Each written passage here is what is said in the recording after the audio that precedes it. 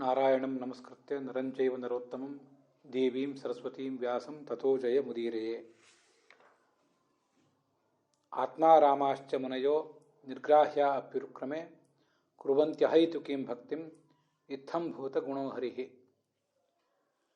ಹರೇರ್ಗುಣಾಕ್ಷಿಪ್ತಮತಿಃ ಭಗವಾನ್ ಬಾದರಾಯಣೇಃ ಅಧ್ಯಗಾನ್ ಮಹದಾಖ್ಯಾನಂ ನಿತ್ಯಂ ವಿಷ್ಣುಜನಪ್ರಿಯಂ.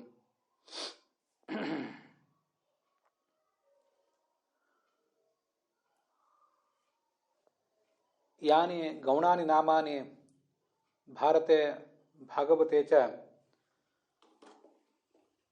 ಭಗವತ ಬಾದರಾಯಣಿನ ಪ್ರತಿಪಾದಿತಾನಿ ತಾನಿ ಸರ್ವೇಪಿ ಆತ್ಮಾರಾಮಾಃ ಮುನಯಃ ಜ್ಞಾತುಂ ಇಚ್ಛಂತಿ. ಅಪಿ ಚ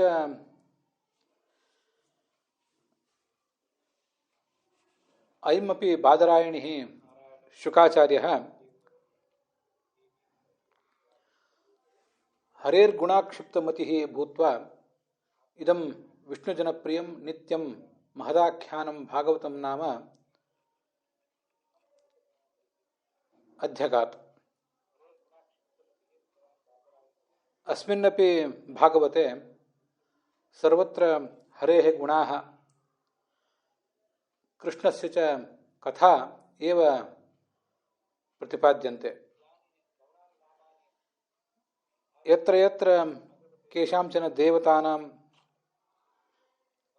ಕೇಷಾಂಚನ ದೇವಾನಾಂ ಋಷೀಣಾಂ ರಾಜ್ಞಾಂ ವಾ ಕಥಾ ಉಚ್ಯತೆ, ಯಾ ಚ ಕೌರವಾಣಾಂ ಪಾಂಡವಾನಾಂ ಚ ಸಂಸ್ಥಾ ತತ್ರ ತತ್ರ ಪ್ರತಿಪಾದ್ಯತೆ.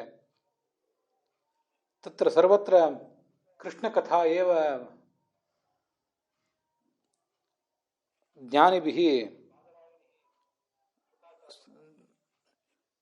ಸುಚಾರುರೂಪೇಣ ಜ್ಞಾಯತೆ. ಕೃಷ್ಣಸ್ಯ ಚ ಕಥಾಂ ವಿನಾ ನ ಕಸ್ಯಾಪಿ ದೇವಸ್ಯ ಋಷೇಃ ಪಿತುಃ ಚಕ್ರವರ್ತಿನಃ ಮನುಷ್ಯಸ್ಯ ರಾಕ್ಷಸಸ್ಯ ವಾ ಕಥಾ ವರ್ತತೆ ಅಸ್ಮಿನ್ ಲೋಕೆ. ಅತಃ ಸರ್ವತ್ರಾಪಿ ಕೃಷ್ಣಕಥಾ ಏವ ಶೋಭತೆ.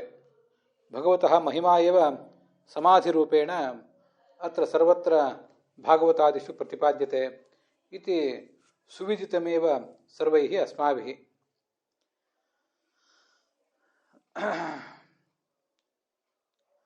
ಭರ್ತುಃ ಪ್ರಿಯಂ ದ್ರೋಣಿರಿತಿ ಸ್ಮ ಪಶ್ಯನ್ ಕೃಷ್ಣಾಸುತಾನಾಂ ಸ್ವಪತಾಂ ಶಿರಾಂಸೆ ಅಪಾಹರದ್ ದ್ವಿಪ್ರಿಯಮೇತದಸ್ಯ ಜುಗುಪ್ಸಿತಂ ಕರ್ಮ ವಿಗರ್ಹಯಂತಿ ಅನ್ನುವ ಭಾಗವತದ 1ನೇ ಸ್ಕಂದದ 7ನೇ ಅಧ್ಯಾಯದ ಕಥೆಯನ್ನು ನಾವು ಕೇಳಲಿಕ್ಕೆ ತೊಡಗಿದ್ದೀವಿ. 1ನೇ ಸ್ಕಂದದ 7ನೇ ಅಧ್ಯಾಯದ 14ನೇ ಶ್ಲೋಕ ಅದು. ತನ್ನ ಒಡೆಯನಾದ ದುರ್ಯೋಧನನಿಗಿದು ಪ್ರೀತಿ ಆದೀತು ಅಂತ ಈ ಅಶ್ವತ್ಥಾಮ ಭಾವಿಸಿ ದ್ರೌಪದಿಯ ಮಕ್ಕಳ ತಲೆಗಳನ್ನು ಕತ್ತರಿಸಿಬಿಟ್ಟ. ನಾವಿದನ್ನು ಈಗಾಗಲೇ ನೋಡಿದ್ದೇವೆ. ಆದ್ದರಿಂದ ವಾಸ್ತವಿಕವಾಗಿ ಅದು ದುರ್ಯೋಧನನಿಗೆ ಪ್ರಿಯ ಅಂತ ಇವನು ತಿಳಿದಿದ್ದ. ತನಗೇನು ಪ್ರಿಯ ಅಲ್ಲ, ತಾನು ಮಹಾತ್ಮನೇ ಆದ್ದರಿಂದ ಅವನಿಗಿದು ಪ್ರಿಯ ಏನಲ್ಲ. ಆದರೆ ದುರ್ಯೋಧನನಿಗೆ ಪ್ರಿಯ ಆದೀತು ಅಂತ ಭಾವಿಸಿದ್ದ ಅಷ್ಟೆ. ವಾಸ್ತವಿಕವಾಗಿ ದುರ್ಯೋಧನನಿಗೂ ಕೂಡ ಇದು ಪೂರ್ಣ ಪ್ರಿಯ ಆಗಲಿಲ್ಲ. ಮಹಾಭಾರತದ ಅವಲೋಕನ ಮಾಡಿದ್ದೇವೆ ನಾವು ಕಳೆದ ದಿವಸ. ಮಹಾಭಾರತದಲ್ಲಿ ಸೌಪ್ತಿಕ ಪರ್ವದಲ್ಲಿ ಬಂದಿರುವಂಥ ವಿಚಾರವನ್ನು ಆಚಾರ್ಯರು ತೋರಿಸಿಕೊಟ್ಟಿದ್ದಾರೆ. ಸ್ವಾತ್ಮನೇವ ವಿಪ್ರಿಯಂ ನ ಭರ್ತುಃ. ಈ ದ್ರೌಪದಿಯ ಮಕ್ಕಳ ತಲೆ ಕತ್ತರಿಸಿದ್ದೇನಿದೆ ಇದು ಈ ಅಶ್ವತ್ಥಾಮನಿಗೆ ಪ್ರಿಯ ಏನಲ್ಲ. ಆದರೆ ಅವನ ಒಡೆಯನಾದ ದುರ್ಯೋಧನನಿಗೆ ಅದು ಪ್ರಿಯವೇ. ಆದರೂ ಕೂಡ ಅವನಿಗೂ ಪೂರ್ಣ ಪ್ರಿಯ ಅಲ್ಲ. ಪ್ರಯೋಜನಾಭಾವಾತ್ ಅವನ ಅಪೇಕ್ಷೆ ಇದ್ದದ್ದು ಪಾಂಡವರ ಸಂತಾನ ಈ ಭೂಮಿಯನ್ನು ಆಳಬಾರದು ಅಂತ. ಆದರೆ ಅದು ಈಡೇರಲಿಲ್ಲ. ದ್ರೌಪದಿಯ ಮಕ್ಕಳ ತಲೆಯನ್ನು ಕತ್ತರಿಸಿದರೂ ಕೂಡ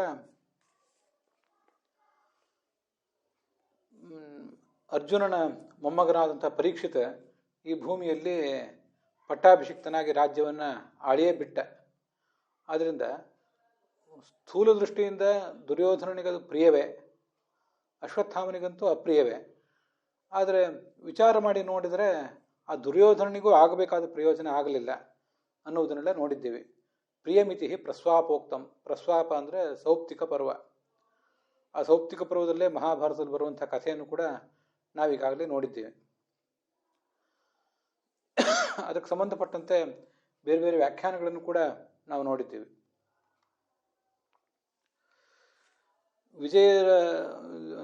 ವಿಜಯಧ್ವಜ ತೀರ್ಥರ ಮತ್ತು ಯಾದವಾರ್ಯರ ವ್ಯಾಖ್ಯಾನ ಒಂದಷ್ಟನ್ನು ನಾವು ನೋಡಬೇಕು. ದುರ್ಯೋಧನಸ್ಯ ಮಯಾ ಪ್ರಿಯಂ ಕಾರ್ಯಮಿತಿ ಪಶ್ಯನ್.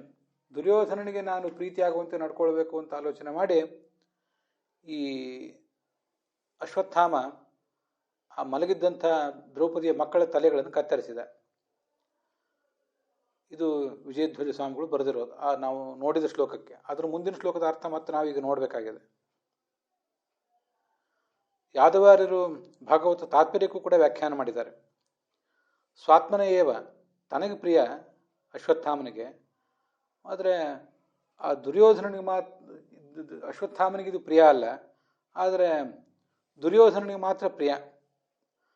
ಪೃಥಿವ್ಯಾ ಅಪಾಂಡವತ್ವ ಕಾರಣರೂಪ ಪ್ರಯೋಜನಸ್ಯ ಅನೇನ ಸಮ್ಯಕ್ ಅಜಾತತ್ವಾತ್ ಭರ್ತು ದುರ್ಯೋಧನಸ್ಯ ವಿಪ್ರಿಯಮಿವ ಇತಿ ವಕ್ಷ್ಯಮಾಣವಾಕ್ಯೆ ಪ್ರಯೋಜನಾಭಾವೇನ ಮುಖ್ಯಾರ್ಥ ಸಾದೃಶ್ಯೇನ ವಿಪ್ರಿಯ ಶಬ್ದ ಗೌಣ ನ ಮುಖ್ಯಾರ್ಥ ಅಂತ ಯಾದವಾರ್ಯರು ಅದನ್ನು ಬರೀತಾರೆ. ದುರ್ಯೋಧನನಿಗೆ ಪ್ರಿಯ ಆಗಿತ್ತು ಸ್ಥೂಲ ನೋಟಕ್ಕೆ, ಅಶ್ವತ್ಥಾಮನಿಗೆ ಪ್ರಿಯ ಆಗಿರಲಿಲ್ಲ. ಸೂಕ್ಷ್ಮವಾಗಿ ವಿಚಾರ ಮಾಡಿದರೆ ಆ ದುರ್ಯೋಧನನಿಗೂ ಆಗಬೇಕಾದ ಪ್ರಯೋಜನ ಆಗಲಿಲ್ಲ. ಭೂಮಿಯಲ್ಲಿ ಪಾಂಡವರ ಸಂತಾನವೇ ಉಳಿಬಾರದು ಅಂತ ಆ ದುರ್ಯೋಧನ ಬಯಸಿದ್ದ. ಅದರಿಂದ ಈ ದ್ರೌಪದಿಯ ಮಕ್ಕಳ ತಲೆ ಕತ್ತರಿಸಿದ್ರು ಕೂಡ ಆ ಪ್ರಯೋಜನ ಏನು ಈಡೇರಲಿಲ್ಲ. ಆದ್ದರಿಂದ ದುರ್ಯೋಧನನಿಗೂ ಅದು ವಿಪ್ರಿಯವೇ.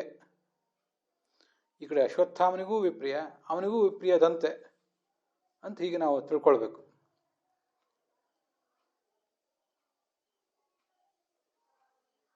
ಇಷ್ಟೆಲ್ಲ ಆ ಮಹಾಭಾರತದ ಸೌಪ್ತಿಕ ಪರ್ವದಲ್ಲಿ ಬಂದಿರುವಂಥ ವಿಚಾರವನ್ನು ಎಲ್ಲರೂ ಕೂಡ ತಗೊಂಡಿದ್ದಾರೆ. ವಿಜಯಧ್ವಜರು ಮತ್ತು ಯಾದವಾರ್ಯರು, ಆಚಾರ್ಯರು ಅದನ್ನು ಸೂಚನೆ ಮಾಡಿದ್ದಾರೆ. ಆದರೆ ಇನ್ನು ಅನೇಕ ಜನ ಭಾಗವತದ ವ್ಯಾಖ್ಯಾನ ಮಾಡುವವರು ಆ ಸೌಪ್ತಿಕ ಪರ್ವದಲ್ಲಿ ಬಂದಿರುವಂಥ ವಿಚಾರವನ್ನು ಗಮನಿಸಲಿಕ್ಕೆ ಹೋಗಿಲ್ಲ, ಈ ವಿಷಯಕ್ಕೆ ಸಂಬಂಧಪಟ್ಟಂತೆ ಮತ್ತು ಇದರ ಮುಂದಿನ ವಿಷಯಕ್ಕೆ ಸಂಬಂಧಪಟ್ಟಂತೆ. ಭಾಗವತವನ್ನು ವ್ಯಾಖ್ಯಾನ ಮಾಡುವಾಗ ಭಾಗವತವನ್ನು ಮಾತ್ರ ಗಮನಿಸಿರ್ತಾರೆ, ಭಾರತ ಏನು ಹೇಳಿದೆ ಅಂತ ಅನ್ನೋದನ್ನು ನೋಡ್ಲಿಕ್ಕೆ ಹೋಗೋದಿಲ್ಲ. ಭಾರತವನ್ನು ನೋಡ್ಲಿಕ್ಕೆ ಹೋದಾಗ ಭಾಗವತ ಏನು ಹೇಳಿದೆ ಅಂತ ಅನ್ನೋದನ್ನು ಕೂಡ ನೋಡ್ಲಿಕ್ಕೆ ಹೋಗೋದಿಲ್ಲ. ಇದು ಅನೇಕ ರೀತಿಯಾದ ಗೊಂದಲಗಳಿಗೆ ಕಾರಣ ಆಗ್ತದೆ. ಭಾರತವನ್ನು ಮತ್ತು ಭಾಗವತವನ್ನು ಹೇಗೆ ಸಂಗಮಿಸಿ ನೋಡಬೇಕು ಅನ್ನುವ ದೃಷ್ಟಿಕೋನವನ್ನು ನಮಗೆ ಕೊಟ್ಟವರು ಆಚಾರ್ಯರು ಮಾತ್ರ. ಮುಂದೆ ಆ 14ನೇ ಶ್ಲೋಕದಲ್ಲಿ ಮತ್ತು 15ನೇ ಶ್ಲೋಕದಲ್ಲಿ ಏನು ವಿಚಾರ ಇದೆ, 15, 16ನೇ ಶ್ಲೋಕ, ಅಲ್ಲಿ ಬಂದಿರುವಂಥ ವಿಚಾರವನ್ನು ನಾವೀಗ ನೋಡಬೇಕು. ಜುಗುಪ್ಸಿತಂ ಕರ್ಮ ವಿಗರ್ಹಯಂತೆ. ಅಶ್ವತ್ಥಾಮ ಮಾಡಿದ ಈ ನೀಚ ಕರ್ಮವನ್ನು ದ್ರೌಪದಿ ನಿಂದಿಸಿದಳು. ಮಾತಾ ಶಿಶೂನಾಂ ನಿಧನಂ ಸುತಾನಾಂ. ಆ ಚಿಕ್ಕ ಮಕ್ಕಳ ಆ ನಿಧನವನ್ನು ಕೇಳಿ, ಅವುಗಳ ಮಾರಣ ಹೋಮವನ್ನು ಕೇಳಿ ದ್ರೌಪದಿ ಘೋರಂ ಪರಿತಪ್ಯಮಾನ, ಬಹಳ ಸಂಕಟಪಟ್ಟಳು. ಬಾಷ್ಪಕುಲಾಕ್ಷಿ, ಕಣ್ಣೀರಿನಿಂದ ಅವಳ ಕಣ್ಣೆಲ್ಲ ತುಂಬಿ ಹೋಗಿತ್ತು. ಅಂಥವಳನ್ನು ಈ ಅರ್ಜುನ ಸಮಾಧಾನಪಡಿಸಿದ. ತನ್ನಾಶುಚಸ್ತೆ ಪ್ರಮೃಜಾಶು ಭದ್ರೆ ಯದ್ ಬ್ರಹ್ಮಬಂಧೋ ಶಿರ ಆತತಾಯಿನಃ ಗಾಂಡೀವ ಮುಕ್ತೈ ವಿಷಿಗೈ ಉಪಾಹರೆ ತ್ವಾಕ್ರಮ್ಯ ಯತ್ ಸ್ನಾಸ್ಯಸಿ ನೇತ್ರಜೈ ಜಲೇ. ಹೀಗೆ ಅವಳು ದುಃಖಪಟ್ಟಾಗ ಅರ್ಜುನ ಅವಳನ್ನು ಸಮಾಧಾನಪಡಿಸಿದ. ಆ ಬ್ರಹ್ಮಬಂಧು, ಬ್ರಾಹ್ಮಣಾದಮನಾದಂಥ ವೈರಿಯಾದಂಥ ಅಶ್ವತ್ಥಾಮನ ಮೇಲೆ ನಾನೀಗೊಂದು ಪ್ರತೀಕಾರ ಮಾಡ್ತೇನೆ, ಗಾಂಡೀವ ಧನಸ್ಸನ್ನು ತೆಗೆದುಕೊಂಡು ಹೋಗಿ ಅವನನ್ನು ಸದೆ ಬಡಿದು ಅವನನ್ನು ಇಲ್ಲಿ ಕರ್ಕೊಂಡು ಬರ್ತೇನೆ, ನೀನು ನಿನ್ನ ದುಃಖವನ್ನು ಮರೆ ಅಂತ ಅವಳಿಗೆ ಸಮಾಧಾನ ಮಾಡಿದ. ಈ ಗಾಂಡೀವಾತ್ ನಿಸೃತೈ ವಿಶಿಖೈ ಶನೈ ವಿಜಯಧ್ವಜರ ವ್ಯಾಖ್ಯಾನ ಮಾಡ್ತಾರೆ. ವಿಜಯಧ್ವಜರ ಮತ್ತು ಯಾದವಾರ್ಯರ ವ್ಯಾಖ್ಯಾನವನ್ನು ನೋಡೋಣ. ಭಾರತವನ್ನು ಹಾಗೆ ಮಹಾಭಾರತ ತಾತ್ಪರ್ಯ ನಿರ್ಣಯವನ್ನು ನೋಡೋಣ. ಮತ್ತು ಅದರ ಮುಂದಿನ ಭಾಗದಲ್ಲಿ ಉಳಿದ ವ್ಯಾಖ್ಯಾನಕಾರರು ಏನು ಹೇಳ್ತಾರೆ ಅಂತ ಅನ್ನೋದನ್ನು ನೋಡೋಣ.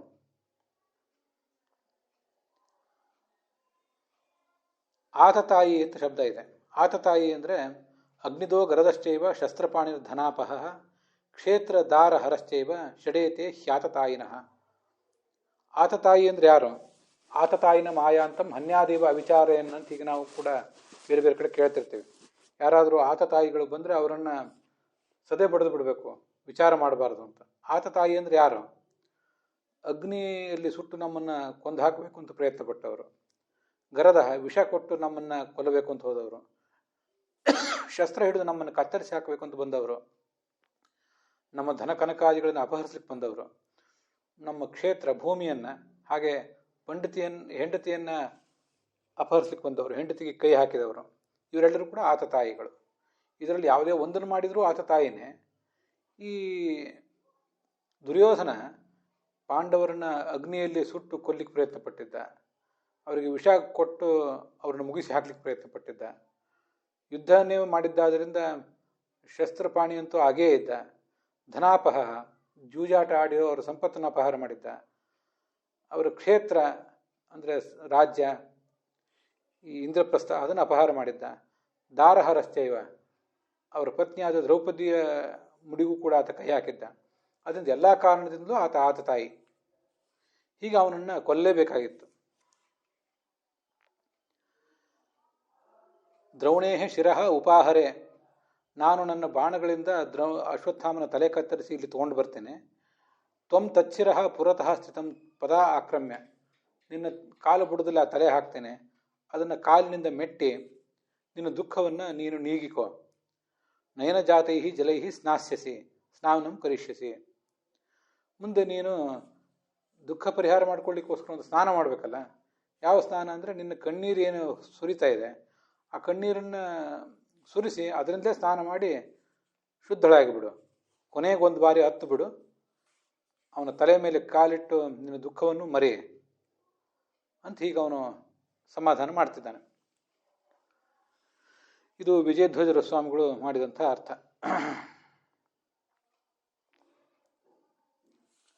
ಯಾದವಾರ್ಯರು ಅದೇ ಶ್ಲೋಕಕ್ಕೆ ಹೇಳ್ತಾರೆ. ಇದೆಲ್ಲ 16ನೇ ಶ್ಲೋಕದವರೆಗೆ ಅಲ್ಲಿ ವ್ಯಾಖ್ಯಾನ ಇದೆ.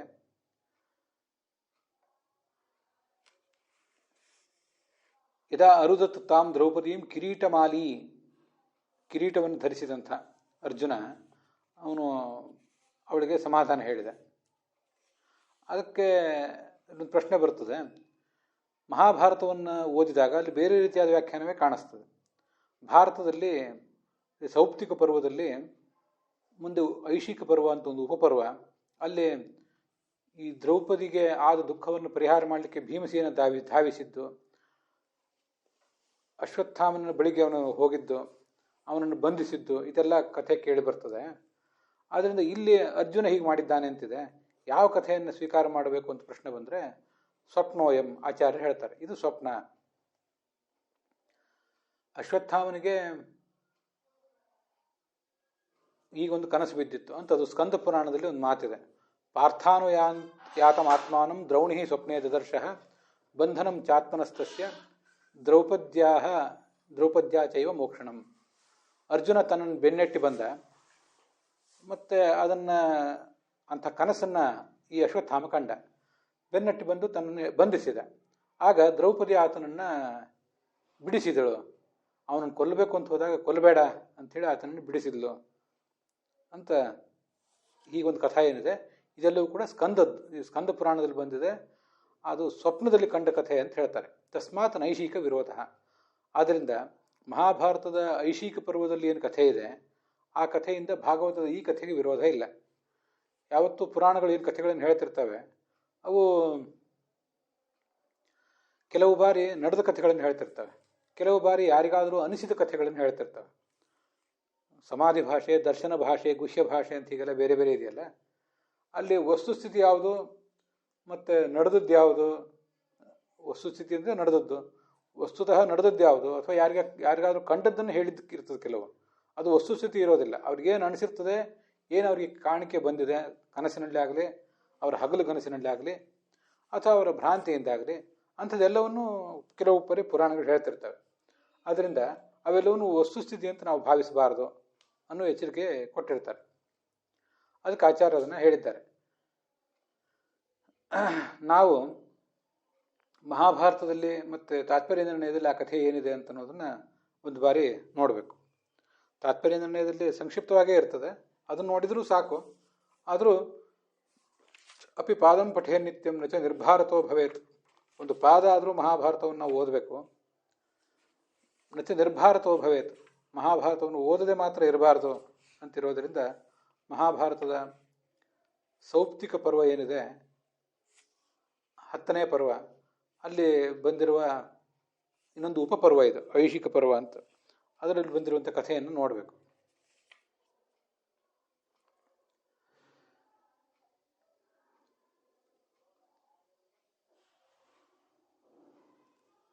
ದ್ರೌಪದಿ ಹೇಳ್ತಾಳಂತೆ, ದ್ರೋಣಪುತ್ರಸ್ಯ ಸಹಜೋ ಮಣಿಶಿರಸಿ ಮೇ ಶ್ರುತಃ. ಆ ದ್ರೋಣಪುತ್ರ ಅಶ್ವತ್ಥಾಮ ಅವನ ತಲೆ ಮೇಲೆ ಸಹಜವಾದ ಮಣಿ ಇದೆ ಅಂತ ಕೇಳಿದ್ದೀನಿ, ಅವನನ್ನು ನೀವು ಕೊಲ್ಲಬೇಕು, ಅವನ ತಲೆ ಮೇಲಿದ್ದಂಥ ಮಣಿಯನ್ನು ತರಬೇಕು. ದ್ರೋಣೇ ಶಿರಸ ಉತ್ಕೃತ್ಯ ಜೀವೇಯಮಿತಿ ಮೇಮತಿ. ಅಷ್ಟನ್ನು ನೋಡಿದರೆ ನಂಗೊಂದಿಷ್ಟು ಸಮಾಧಾನ ಆದಿತ್ತು, ನಾನು ಬದುಕ್ತೇನೆ. ಭೀಮಸೇನ ಕರೆ ಸ್ಪೃಷ್ಟ ಕುಪಿತ ವಾಕ್ಯಮಬ್ರವೀತ್. ಭೀಮಸೇನನ್ನು ಕರೆದಳು. ಇಂಥ ಸಂದರ್ಭದಲ್ಲಿ ತನಗೆ ರಕ್ಷಣೆ ಕೊಡುವವನು, ತನಗೆ ಸಮಾಧಾನ ಹೇಳುವವನು ಭೀಮಸೇನ ಅನ್ನೋದು ಗೊತ್ತಿತ್ತು. ಅವನು ಕೈ ಹಿಡಿದಳು, ಅವನಿಗೆ ಹೇಳಿದ್ಲು, ತ್ರಾತುಮರ್ಹಸಿ ಮಾಂ ಭೀಷ್ಮ ಮಾ ಭೀಮ, ನನ್ನನ್ನು ರಕ್ಷಿಸಬೇಕಾದವನು ನೀನೇ. ನಿನ್ನ ಕ್ಷತ್ರಿಯ ಧರ್ಮ ಏನಿದೆ ಅದನ್ನು ನೆನಪು ಮಾಡಿಕೊ. ಜಹಿತಂ ಪಾಪಕರ್ಮಾಣಂ, ಪಾಪಿಯಾದ ಅಶ್ವತ್ಥಾಮನನ್ನು ಕೊಂದಾಕೋ. ಪರಾಕ್ರಮದಲ್ಲಿ ನಿನಗೆ ಸಮಾನನಾದವರು ಯಾರೂ ಇಲ್ಲ. ಹಿಂದೆ ನಾವು ವಾರಣಾವತದಲ್ಲಿ ಮತ್ತೆಲ್ಲ ಅನೇಕ ಪ್ರಸಂಗಗಳಲ್ಲಿ, ವಿರಾಟ ನಗರದಲ್ಲೆಲ್ಲ ಕಷ್ಟಪಟ್ಟಾಗ, ನಮಗೆ ಅನೇಕ ದುಃಖಗಳು ಬಂದಾಗ ಹಾಗೆಲ್ಲ ನಮ್ಮನ್ನು ಕಾಪಾಡಿದವನು ನೀನೇ. ಯಥೈತಾನಿ ಅಕೃತಾಹ ಪಾರ್ಥ ಮಹಾಕರ್ಮಾಣಿ ವೈಪುರ. ಹಿಂದೆ ಅನೇಕ ಕರ್ಮಗಳನ್ನು ಮಾಡಿದ್ದೀಯಲ್ಲ, ಆಗ ಅದರಂತೆ ಈಗೂ ಕೂಡ ನೀನು ಅಶ್ವತ್ಥಾಮನನ್ನು ಕೊಂದು ನಮಗೆ ರಕ್ಷಣೆ ಕೊಡಬೇಕು. ಅವಳ ಆ ಮಾತನ್ನು ಕೇಳಿ ನಚಾಮರ್ಷತ ಕೌಂತೇಯ ಭೀಮಸೇನು ಮಹಾಬಲಃ. ಇನ್ನು ಸಹಿಸಲಿಕ್ಕಾಗಲಿಲ್ಲ ಮಹಾಬಲನಾದಂಥ ಭೀಮಸೇನನಿಗೆ. ಸಕಾಂಚನ ವಿಚಿತ್ರಾಂಗ ಮಾರುರೋಹ ಮಹಾರಥಂ, ಮಹಾರಥವನ್ನು ಏರಿದ. ಧನುಸ್ಸನ್ನು ತಗೊಂಡ, ನಕುಲನನ್ನು ಸಾರಥಿಯನ್ನಾಗಿ ಮಾಡಿಕೊಂಡ. ಈ ಅಶ್ವತ್ಥಾಮನನ್ನು ಕೊಂದೇ ಬಿಡಬೇಕು ಅಂತ ತನ್ನ ಆ ಧನುಸ್ಸಿನ ಹೆದೆಯನ್ನು ಮೀಟ್ತಾ ಅಲ್ಲಿಂದ ಹೊರಟ. ತಸ್ಮಿನ್ ಪ್ರಯಾತೆ ದುರ್ಧರ್ಷೆ ಯದೂನಾಂ ವೃಷಭಸ್ತಥ. ಅವನು ಭೀಮಸೇನ ಹೀಗೆ ಧಾವಿಸಿದ್ನಲ್ಲ, ಅವನನ್ನು ಒಬ್ಬನನ್ನೇ ಕಳಿಸೋದು ಬೇಡ ಅಂತ ಆಲೋಚನೆ ಮಾಡಿ ಅರ್ಜುನ ಮತ್ತು ಈ ಧರ್ಮರಾಜ ಇವರಿಬ್ಬರನ್ನೂ ಕರ್ಕೊಂಡು ಆ ಭೀಮಸೇನನ ಮಾರ್ಗವನ್ನು ಹಿಡಿದು ಈ ಕೃಷ್ಣ ಹೋದ ಅಂತ ಮುಂದೆ 12ನೇ ಅಧ್ಯಾಯದಲ್ಲಿ. 11ನೇ ಅಧ್ಯಾಯದಲ್ಲಿ ಭೀಮಸೇನ ಹೊರಟದ್ರ ವರ್ಣನೆ ಇದೆ. 12ನೇ ಅಧ್ಯಾಯದಲ್ಲಿ ಕೃಷ್ಣ ಹೇಳಿದ್ರ ವರ್ಣನೆ ಇದೆ. ಕೃಷ್ಣ ಈ ಯುಧಿಷ್ಠಿರನಿಗೆ ಮತ್ತು ಅರ್ಜುನನಿಗೆ ಆ ಅಶ್ವತ್ಥಾಮನ ಸ್ವಭಾವ ಎಂಥದ್ದು, ಎಷ್ಟು ಕ್ರೂರ, ಎಷ್ಟು ಚಂಚಲ ಅಂತನ್ನೋದನ್ನೆಲ್ಲ ವರ್ಣನೆ ಮಾಡ್ತಾನೆ. ಹಿಂದೊಂದು ಬಾರಿ ನಾನು ಸಮುದ್ರ ತೀರದಲ್ಲಿದ್ದೆ. ಆ ಸಮುದ್ರ ತೀರದಲ್ಲಿದ್ದಾಗ ನಾನು ವಿಹಾರ ಮಾಡ್ತಿದ್ದಾಗ ಅಲ್ಲಿ ಈ ಅಶ್ವತ್ಥಾಮ ಬಂದಿದ್ದ. ನನಗೆ ಹೇಳ್ದ, ನಿನ್ನ ಚಕ್ರ ನನಗೆ ಕೊಡು ಕೃಷ್ಣನೇ, ನಿನ್ನ ಚಕ್ರವನ್ನು ನನಗೆ ಕೊಡು. ಯಾಕೆಂದರೆ ಆ ನಿನ್ನ ಚಕ್ರವನ್ನು ತಗೊಂಡು ನಾನು ದುರ್ಯೋಧನನ ಪರವಾಗಿ ಹೋರಾಡ್ತೇನೆ, ನನ್ನ ಕರ್ತವ್ಯವನ್ನು ನಾನು ಈಡೇರಿಸ್ಕೋತೀನಿ ಅಂತ ಹೀಗೆಲ್ಲ ಅವನು ತನ್ನ ವಿಚಿತ್ರವಾದಂಥ ಆಸೆಯನ್ನು ತೋಡಿಕೊಂಡಿದ್ದಂತೆ. ಇಂಥದ್ದೆಲ್ಲ ವಿಲಕ್ಷಣವಾದ ಪ್ರವೃತ್ತಿಗಳೆಲ್ಲ ಅವನಲ್ಲಿ ಆ ಅಶ್ವತ್ಥಾಮನಲ್ಲಿ ಕಾಣಿಸ್ತವೆ. ಆದ್ದರಿಂದ ಅವನು ಯಾವಾಗ ಏನು ಮಾಡ್ಯಾನೋ ಹೇಳಲಿಕ್ಕೆ ಬರೋದಿಲ್ಲ. ನಾವು ಅವನ ಬಗ್ಗೆ ಎಚ್ಚರಿಕೆಯಿಂದಿರಬೇಕು. ಆದ್ದರಿಂದ ನಾವೀಗ ಆತನಿಂದ ಭೀಮಸೇನನಿಗೆ ಅಥವಾ ಒಟ್ಟಾರೆ ಪಾಂಡವರಿಗೆ ಏನೂ ಅಪಾಯ ಆಗಬಾರ್ದು, ನಾವು ಹೋಗೋಣ ಬನ್ನಿ ಅಂತ ಅವರೆಲ್ಲರನ್ನೂ ಕರ್ಕೊಂಡು ಹೋದ ಅಂತ ಅಲ್ಲಿ ಕೇಳಿ ಬರ್ತದೆ. ಸರ್ವಾಯುಧ ವರೋಪೇತಂ ಆರುರೋಹ ರಥೋತ್ತಮಂ. ಧರ್ಮರಾಜನಿಗೆ ಆ ಥರ ಹೇಳಿ ತಾನೊಂದು ರಥ ಏರಿದ.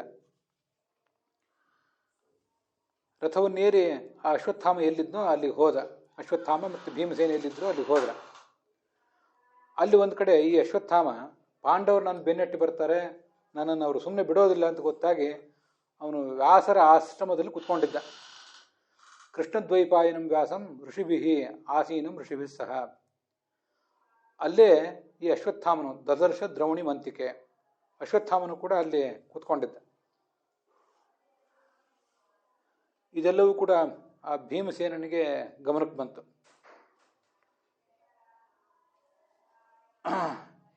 ಮುಂದೆ ಅಲ್ಲಿಂದ ಆ ಅಶ್ವತ್ಥಾಮ ಓಡಿ ಹೋಗ್ಲಿಕ್ಕೆ ತೊಡಗಿದೆ. ಎಷ್ಟು ಸಾಧ್ಯವೋ ಅಷ್ಟು ಅಲ್ಲಿಂದ ನಾನು ಓಡಿ ಹೋಗಬೇಕು, ಇನ್ನು ನಾನು ಈ ಭೀಮಸೇನ ಕೈಗೆ ಸಿಕ್ಕರೆ ಬದುಕಿ ಉಳಿಯೋದಿಲ್ಲ ಅಂತ ಅವನಿಗೆ ಗೊತ್ತಾಯಿತು. ಮತ್ತು ಕೊನೆಗೆ ಅವನು ಈ ಪಾಂಡವರ ಮೇಲೆ ಒಂದು ಅಸ್ತ್ರ ಪ್ರಯೋಗ ಮಾಡಿದ, ಪಾಂಡವರ ಸಂತಾನ ಎಲ್ಲ ನಷ್ಟ ಆಗಿ ಹೋಗಲಿ ಅಂತ. ಆ ಕಥೆಯನ್ನೆಲ್ಲ ನಾವು ಬೇರೆ ಬೇರೆ ಕಡೆ ನೋಡೇ ಇದ್ದೀವಿ, ಅದನ್ನೇನು ಈಗ ವಿಸ್ತಾರವಾಗಿ ನೋಡಬೇಕಾದ್ದಿಲ್ಲ. ಅಂತೂ ಅಲ್ಲಿ ಬಂದಿರುವುದು, ಮಹಾಭಾರತದಲ್ಲಿ ಬಂದಿರುವುದು ಭೀಮಸೇನ ಬೆನ್ನಟ್ಟಿ ಹೋದ ಅಂತ. ಅರ್ಜುನ ಬೆನ್ನಟ್ಟಿ ಹೋದ, ಅರ್ಜುನ ಆತನನ್ನು ಹಿಡಿದ ಅಂತ ಬಂದಿಲ್ಲ. ಆದ್ದರಿಂದ ಈ ಕಥೆಯನ್ನು ನಾವು ಓದುವಾಗ ಮಹಾಭಾರತ ಮತ್ತು ಭಾಗವತ ಈ ಎರಡೂ ಕಡೆ ಬಂದಿರುವಂತಹ ಕಥೆಯನ್ನು ಕೂಡ ಸಂಗಮಿಸಿ ನೋಡಬೇಕು. ಏನು ಪ್ರಯೋಗ ಮಾಡಿದ್ದ ಅಸ್ತ್ರ? ಜಗ್ರಾಹ ಚ ಶರೈಶೀಕಾಂ ದ್ರೌಣಿ ಸವ್ಯೇನ ಪಾಣಿನ. ನೋಡಿದ್ನಲ್ಲ, ಈ ಕಡೆ ಭೀಮಸೇನ ಇದ್ದ, ಅವನ ಸಹೋದರರಾದಂತಹ ಅರ್ಜುನ ಮತ್ತೆ ಧರ್ಮರಾಜರಲ್ಲಿದ್ದರು, ಕೃಷ್ಣನೂ ಅಲ್ಲಿದ್ದ. ವ್ಯಚಿತಾತ್ಮ ಅಭವದ್ ದ್ರೌಣಿ ತಪ್ತಂ ಪ್ರಾಪ್ತಂ ಚೈದ ಮಮನ್ಯತ. ಆ ಒಂದು ಐಶೀಕ ಅಂದ್ರೆ ಒಂದು ಹುಲ್ಲು, ಅದರಲ್ಲಿ ಹುಲ್ಲಿನಲ್ಲಿ ಆ ಬ್ರಹ್ಮಾಸ್ತ್ರವನ್ನು ಅವನು ಅಭಿಮಂತ್ರಿಸಿದ. ಹುಲ್ಲು ಕಡ್ಡಿ ಅಂತ ಇರೋದ್ರಿಂದಲೇ ಐಶೀಕ ಅಂದರೆ ಹುಲ್ಲು ಕಡ್ಡಿ, ಇಶೀಕ ಅಂದರೆ ಹುಲ್ಲು ಕಡ್ಡಿ. ಆ ಹುಲ್ಲು ಕಡ್ಡಿಗೆ ಬ್ರಹ್ಮಾಸ್ತ್ರವನ್ನು ಅಭಿಮಂತ್ರಿಸಿ ಅವನು ಪ್ರಯೋಗ ಮಾಡಿದ್ರಿಂದ ಆ ಪರ್ವಕ್ಕೆ ಐಶೀಕ ಪರ್ವ ಅಂತ ಹೀಗೆ ಹೇಳ್ತಾರೆ. ತತಸ್ತಸ್ಯಾಂ ಇಶೀಕಾಯಾಂ ಪಾವಕಃ ಸಮಜಾಯತ. ಆ ಬ್ರಹ್ಮಾಸ್ತ್ರವನ್ನೆಲ್ಲಾದ್ರೆ ಅವನು ಪ್ರಯೋಗ ಮಾಡಿದ ಮೇಲೆ ಅಲ್ಲಿ ಬೆಂಕಿ ಹುಟ್ಟಿತು. ಪ್ರದಕ್ಷನ್ನಿವ ಲೋಕಾನ್ ಸ್ತ್ರೀನ್ ಕಾಲಾಂತಕೋಪಮಃ. ಮಹಾಭಯಂಕರವಾದಂಥ ಕಾಲ, ಈ ಪ್ರಳಯ ಕಾಲದ ಅಗ್ನಿ ಅಂತ ಒಂದು ಬೆಂಕಿ ಅಲ್ಲಿ ಹುಟ್ಟಿತು ಅಂತ ಹೀಗೆ ಕೇಳಿ ಬರ್ತದೆ. ಇಷ್ಟು ಮಹಾಭಾರತದಲ್ಲಿರೋದನ್ನು ಓದಿದೆ ಸಾಕು. ಮಹಾಭಾರತದಲ್ಲಿ ಅದು ಎಲ್ಲಿ ಬಂದಿದೆ ಅಂತ ಅನ್ನೋದನ್ನು ನೋಡುವುದಷ್ಟೇ ನಮ್ಮ ಉದ್ದೇಶ. ಮೂಲತಃ ತಾತ್ಪರ್ಯ ನಿರ್ಣಯದಲ್ಲಿ ಅದು ಹೇಗೆ ಬಂದಿದೆ ಅಂತ ಅನ್ನೋದನ್ನೊಂದು ನೋಡಿಬಿಟ್ರೆ ನಮಗೆ ಸಮಗ್ರವಾದಂಥ ಒಂದು ಅವಲೋಕನ ಸಿಗ್ತದೆ. ತಾತ್ಪರ್ಯ ನಿರ್ಣಯದಲ್ಲಿ 28ನೇ ಅಧ್ಯಾಯದಲ್ಲಿ ಹೀಗೆ ಕೇಳಿ ಬರ್ತದೆ.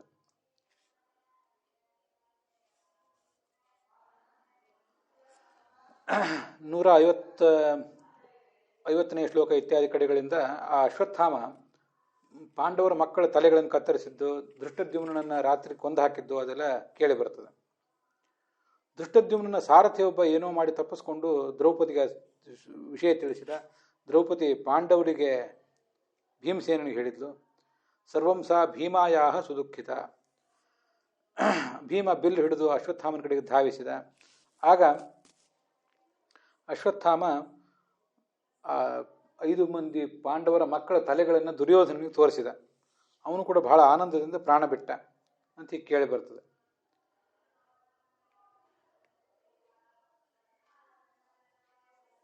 ಮುಂದೆ ತತ್ರೈಕಲಂ ದ್ರೋಣಸುತಂ ರಥೇನ ಯಾಂತಂ ರಥಿ ಮಾರುತಿರನ್ವಧಾವತ್ ತಮ್ಮ ಆದ್ರವಂತಂ ಪ್ರಸಮೀಕ್ಷ ಭೀಮಃ ಪರಾದ್ರವತ್ ದ್ರೌಣಿ ರತಿದ್ರುತಾಶ್ವೈ. ಭೀಮಸೇನ ಅಶ್ವತ್ಥಾಮನನ್ನು ಬೆನ್ನಟ್ಟಿದ. ಅಶ್ವತ್ಥಾಮನ ಜೊತೆಗೆ ಆವಾಗ ಕೃಪಾ ಮತ್ತು ಕೃತವರ್ಮ ಇವರಿಬ್ಬರು ಇರಲಿಲ್ಲ. 3 ಜನ ಒಟ್ಟಿಗೆ ಇದ್ದರೆ ನಾವು ಶತ್ರು ಕೈಗೆ ಸಿಕ್ಕಿಬಿಡ್ತೀವಿ ಅಂತ ಅವರಿಗೆ ಸಂಶಯ ಇತ್ತು. ಅದಕ್ಕೆ ಭೀತಾಹ ಪೃಥಕ್ ದ್ರೌಣಿಮುಖಾಹ ಪ್ರಯಾತಾಹ. ಅವರು ಪ್ರತ್ಯೇಕವಾಗಿ ಬೇರೆ ಬೇರೆ ಮಾರ್ಗ ಹಿಡಿದು ಹೋಗಿಬಿಟ್ರು ಅಂತ ಹೇಳ್ತದೆ ತಾತ್ಪರ್ಯ ನಿರ್ಣಯ. ಹೀಗೆ ಅಶ್ವತ್ಥಾಮ ಎಲ್ಲಿ ಹೋಗಿದ್ದ ಅವನು ಬೆನ್ನಟ್ಟಿದ.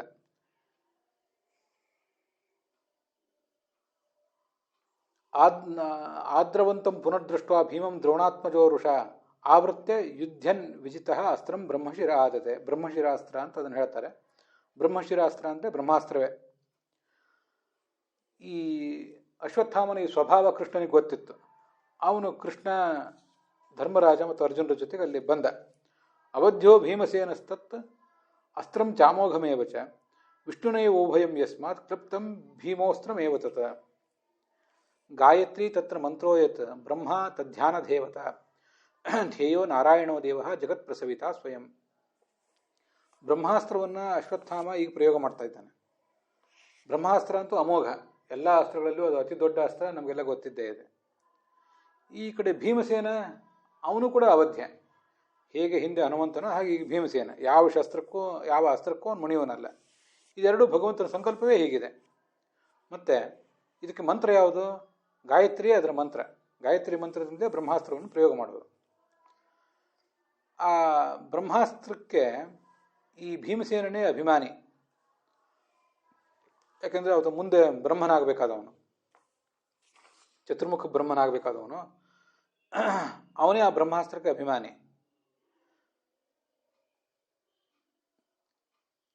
ಧ್ಯೇಯೋ ನಾರಾಯಣೋ ದೇವ, ಪರಮಾತ್ಮ ಅದರ ನಾರಾಯಣ, ಆದರೆ ಅದಕ್ಕೆ ಅವನು ದೇವತೆ. ಹೀಗದನ್ನೆಲ್ಲ ತೋರಿಸಿದ್ರು. ಅದರ ದೇವತೆ ಯಾರು, ಮತ್ತು ಅದನ್ನು ಕಂಡವನು ಯಾರು, ಅದರ ಅಭಿಮಾನಿ ಯಾರು, ಹೀಗದನ್ನೆಲ್ಲವನ್ನು ಕೂಡ ಅಲ್ಲಿ ತೋರಿಸಿದ್ದಾರೆ.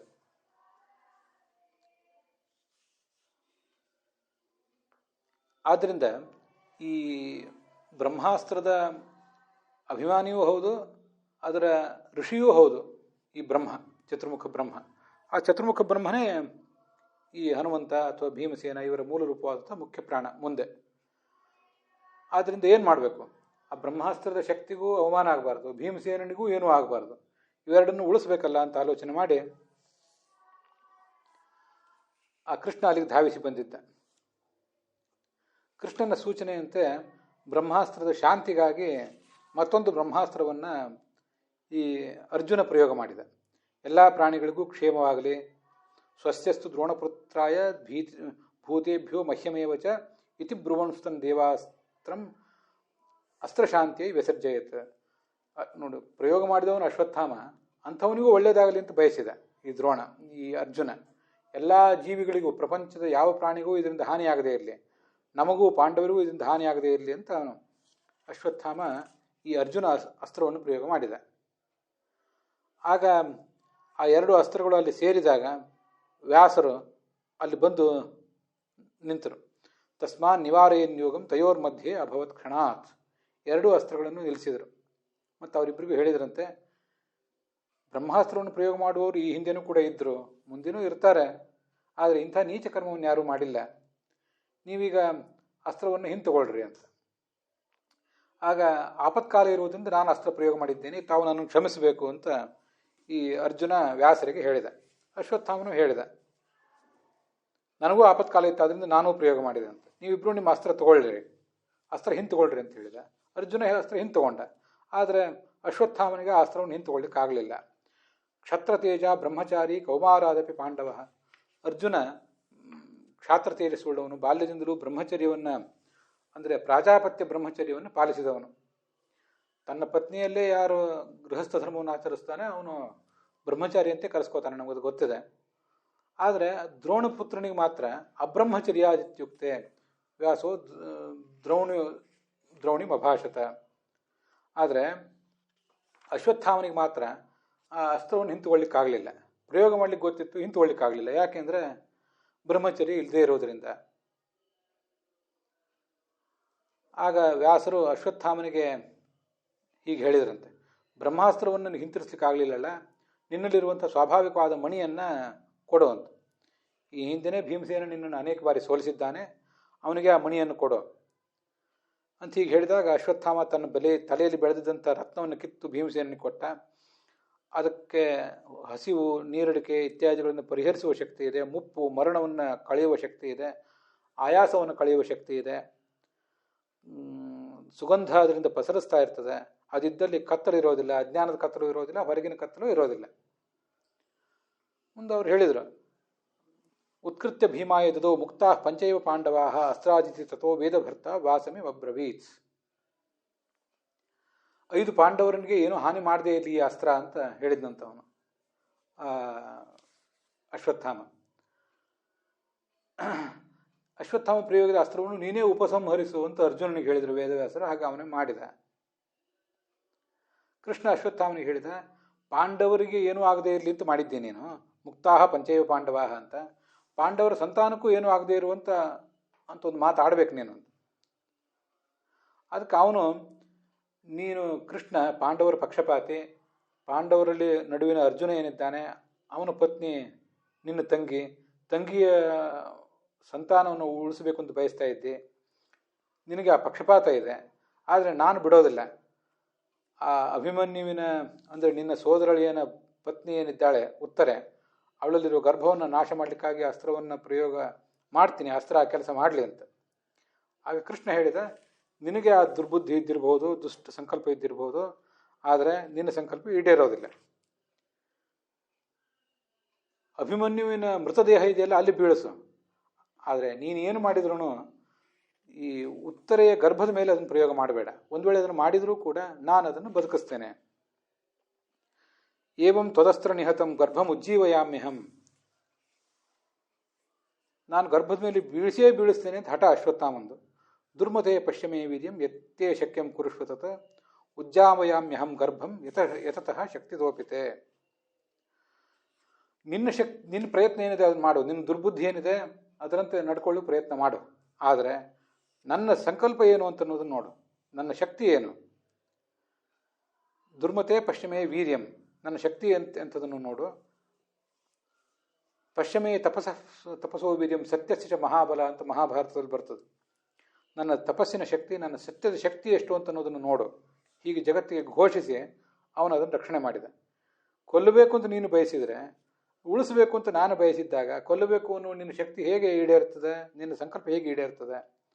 1000 ವರ್ಷ ಇನ್ನು ಮುಂದೆ ಪಾಂಡವರ ಸಂತತಿ ಭೂಲೋಕದಲ್ಲಿರ್ತದೆ, ಅದನ್ನು ಯಾರೂ ನಾಶ ಮಾಡಲಿಕ್ಕೆ ಸಾಧ್ಯ ಆಗೋದಿಲ್ಲ. ಆದ್ದರಿಂದ ನಾನು ಅದನ್ನು ಬದುಕಿಸ್ತೇನೆ. ನಿನ್ನ ದುರ್ಬುದ್ಧಿ ಏನು ಅಂತ ನನಗೆ ಗೊತ್ತಿದೆ. ದುರ್ಯೋಧನ ಸಂತತಿಯನ್ನು ಮುಂದೆ ಬೆಳೆಸಬೇಕು ಅಂತ ಹೊರಟಿದ್ದಿ, ಅದರದ್ದು ಯಾವುದೂ ಈಡೇರೋದಿಲ್ಲ. ನೀನು ನಿನ್ನ ಎಲ್ಲ ಸಂಕಲ್ಪಗಳನ್ನು ಕಳ್ಕೊಂಡು, ನಿನ್ನ ಆಶೋತ್ತರಗಳನ್ನು ಕಳ್ಕೊಂಡು, ನೀನು ಮೈಯಿಂದ ದುರ್ಗಂಧವನ್ನು ಸುರಿಸ್ತಾ ಕಾಡು ಮೇಡುಗಳಲ್ಲಿ ಏನೂ ನೆಲೆ ಇಲ್ಲದೆ ಓಡಾಡಬೇಕಾಗ್ತದೆ ಅಂತ ಕೃಷ್ಣ ಅವನಿಗೆ ಶಾಪ ಕೊಟ್ಟ. ವೇದವ್ಯಾಸರು ಕೂಡ ಹಾಗೆ ಶಾಪ ಕೊಟ್ಟರು. ಆವಾಗ ಅಶ್ವತ್ಥಾಮ ವೇದವ್ಯಾಸರಿಗೆ ಹೇಳಿದ, ನನಗೆ ಬೇಕಾದಾಗೆಲ್ಲ ನಿನ್ನ ವಿರೋಧ ಅಂತ ಅನ್ನೋದು, ನಿನ್ನ ಸಮಾಗಮ ನನಗೆ ಆಗ್ತಾ ಇರಲಿ ಅಂತ ಅವನು ಕೇಳ್ಕೊಂಡಿದ್ದ. ವ್ಯಾಸರು ಹಾಗೆ ಒಪ್ಕೊಂಡ್ರು, ನಿನಗೆ ಯಾವಾಗ ಬೇಕೋ ಆವಾಗ ನೀನು ನನ್ನನ್ನು ನೋಡಬಹುದು ಅಂತ. ತಾತ್ಪರ್ಯ ನಿರ್ಣಯದಲ್ಲೂ ಕೂಡ ಅದು ಬಂದಿದೆ. ಇದು ಸ್ವಪ್ನದಲ್ಲಿ ಬಂದಂತಹ ವಿಚಾರ ಅಂತ. ಇತ್ಯುಕ್ತ ಓಮಿತಿ ಪ್ರಾಹ ಭಗವಾನ್ ಬಾದರಾಯಣ ತಂ ಪ್ರಣಮ್ಯ ಯಯೋ ಸೋಪಿ ಸ್ವಪ್ನ ದೃಷ್ಟ ಮನುಸ್ಮರನ್. ಅಶ್ವತ್ಥಾಮ ಅಲ್ಲಿಂದ ಹೊರಟೋದ. ಹಿಂದಿನ ದಿವಸ ತನಗೆ ಸ್ವಪ್ನ ಬಿದ್ದಿದ್ದನ್ನು ನೋಡಿದ. ಸ್ವಪ್ನದಲ್ಲಿ ಅಶ್ವತ್ಥಾಮ ಹೀಗೆ ಕಂಡಿದ್ದ, ದ್ರೌಪದಿ ಪುತ್ರರನ್ನು ಕೊಂದೆ, ಅರ್ಜುನ ತನ್ನನ್ನು ಬೆನ್ನಟ್ಲಿಕ್ಕೆ ಬಂದಿದ್ದ, ದ್ರೌಪದಿಯ ಮುಂದೆ ಪ್ರತಿಜ್ಞೆ ಮಾಡಿ ತನ್ನನ್ನು ಬಂಧಿಸಿ ಶಿಬಿರಕ್ಕೆ ಕರ್ಕೊಂಡು ಹೋದ. ಕೊಲ್ಲಬೇಕು ಅಂತಿದ್ದಾಗ ದ್ರೌಪದಿ ಆತನನ್ನು ಬಿಡಿಸಿದಳು. ಕೊಲ್ಲಬೇಡ ಅಂತ ದ್ರೌಪದಿ ಬಿಡಿಸಿದಳು. ಆದರೆ ಭೀಮಸೇನ ಬಿಡಲಿಕ್ಕೆ ಸಿದ್ಧನಾಗಿರಲಿಲ್ಲ. ಇವನನ್ನು ಮುಗಿಸಿಬಿಡೋಣ ಅಂತ ಭೀಮಸೇನ ತಯಾರಾಗಿದ್ದ. ಆದರೆ ಆ ಕೃಷ್ಣನ ಮಾತನ್ನು ಕೇಳಿ ಅವನ ತಲೆ ಮೇಲಿದ್ದ ಮಣಿಯನ್ನು ಅಪಹರಿಸಿ ಅವನನ್ನು ದೇಶದಿಂದ ಓಡಿಸಿದರು. ದೇಶ ನಿರ್ಯಾತನಂ ತಥಾ ಗಡೀಪಾರು ಮಾಡಿಸಿದರು. ಹೀಗೊಂದು ಸ್ವಪ್ನ ಆತನಿಗೆ ಬಿದ್ದಿತ್ತು. ಅದೆಲ್ಲ ನಿಜ ಆಯ್ತಲ್ಲ ಒಂದು ರೀತಿಯಲ್ಲಿ. ಅರ್ಜುನ ತನ್ನನ್ನು ಬೆನ್ನಟ್ಟಿ ಬರಲಿಲ್ಲ, ಭೀಮಸೇನ ಬೆನ್ನಟ್ಟಿ ಬಂದ ಅಂತ ಹೀಗೆಲ್ಲ ಕಥೆಯನ್ನೆಲ್ಲ ಅವನು ನೆನಪು ಮಾಡಿಕೊಂಡ ಅಂತ ಮಹಾಭಾರತ ತಾತ್ಪರ್ಯ ನಿರ್ಣಯದಲ್ಲಿ 28ನೇ ಅಧ್ಯಾಯದಲ್ಲಿ 192ನೇ ಶ್ಲೋಕದವರೆಗೆ ಆ ಕಥಾ ಇದೆ. ಅದು ಅಶ್ವತ್ಥಾಮನ ಕಥೆ. ಅವನು ಮುಂದೆ 1000 ವರ್ಷಗಳ ಕಾಲ ಹೀಗೆ ಸಂಚಾರ ಮಾಡ್ತಿರ್ತಾನೆ. ಮತ್ತು ಅವನು ಈ ವೇದವ್ಯಾಸರ ಶಿಷ್ಯನಾಗಿರ್ತಾನೆ. ಮುಂದಿನ ದ್ವಾಪರ ಯುಗದಲ್ಲಿ ವೇದಗಳನ್ನು ವಿಭಾಗ ಮಾಡ್ತಾನೆ. ಮುಂದೆ ತನ್ನ ಮೂಲ ರೂಪ ರುದ್ರನ ರೂಪದಲ್ಲಿ ಆತ ಏಕೀಭಾವವನ್ನು ಹೊಂದುತ್ತಾನೆ ಅಂತ ಇಷ್ಟು ಕಥೆ. ಹೀಗೆ ಭಾಗವತ ಮತ್ತು ಭಾರತದಲ್ಲಿ ಬಂದಿರುವ ಕಥೆಗಳನ್ನು ನಾವು ನೋಡುವಾಗ ಒಂದು ಕಡೆ ಭಾರತಾರ್ಥ ವಿನಿರ್ಣಯ ಅಂತ ಆರಂಭದಲ್ಲಿ ಬಂದಿದೆ. ಗರುಡ ಪುರಾಣದ ಒಂದು ಮಾತನ್ನು ಆಚಾರ್ಯರು ಭಾಗವತ ತಾತ್ಪರ್ಯದಲ್ಲಿ ಉದ್ಧರಿಸಿದ್ದಾರೆ. ಅರ್ಥೋಯಂ ಬ್ರಹ್ಮಸೂತ್ರಾಣಂ ಭಾರತಾರ್ಥ ವಿನಿರ್ಣಯ ಅಂತ. ಆ ಮಾತನ್ನು ನೋಡಿದರೆ ಭಾಗವತವನ್ನೇ ಎತ್ತಿ ಹಿಡಿದು ಮಹಾಭಾರತವನ್ನು ಕೈ ಬಿಡಬೇಕೇನೋ ಅಂತ ಕಾಣಿಸ್ತದೆ. ಆದರೆ ಎಲ್ಲ ಕಡೆನೂ ಒಂದೇ ನೀತಿ ಇರೋದಿಲ್ಲ. ಅನೇಕ ಕಡೆ ಭಾಗವತ ಮಹಾಭಾರತದ ಬಂದಿರುವ ವಿರೋಧಗಳನ್ನು ಪರಿಹಾರ ಮಾಡ್ತದೆ. ಆದರೆ ಮತ್ತೆ ಕೆಲವು ಕಡೆ ಮಹಾಭಾರತಕ್ಕೆ ನಾವು ಮನ್ನಣೆ ಕೊಡಬೇಕಾಗ್ತದೆ. ಎಲ್ಲಿ ಏನು ಹೇಗೆ ಅನ್ನೋದನ್ನೆಲ್ಲ ಆಚಾರ್ಯರು ತಾತ್ಪರ್ಯ ನಿರ್ಣಯ ಮೊದಲಾದ ಗ್ರಂಥಗಳಲ್ಲಿ ತಿಳಿಸ್ತಾರೆ. ಅದನ್ನು ಇವತ್ತಿಗೆ ನೋಡಿದ್ದೀವಿ. ಇವತ್ತಿನ ಈ ಭಾಗ ಇಲ್ಲಿಗೆ ಸಮಾಪ್ತವಾಗಿದೆ. ಹುಸಿಯ ನಾಡಿ ಹೊಟ್ಟೆ ಹೊರೆವ ವಿಷಯದಲ್ಲಿ ರಸಿಕನೆಂದು ಹುಸಿಗೆ ಹಾಕಿದಿರೋ ಇನ್ನು ಹೃಷಿಕೇಶನೆ, ಈಶನಿನ್ನ ಚರಣ ಭಜನೆ ಆಸೆಯಿಂದ ಮಾಡುವೆ, ದೋಷ ರಾಶಿ ನಾಶ ಮಾಡು ಶ್ರೀಶಕೇಶವ. ಶ್ರೀಕೃಷ್ಣಾರ್ಪಣ ಮಸ್ತು.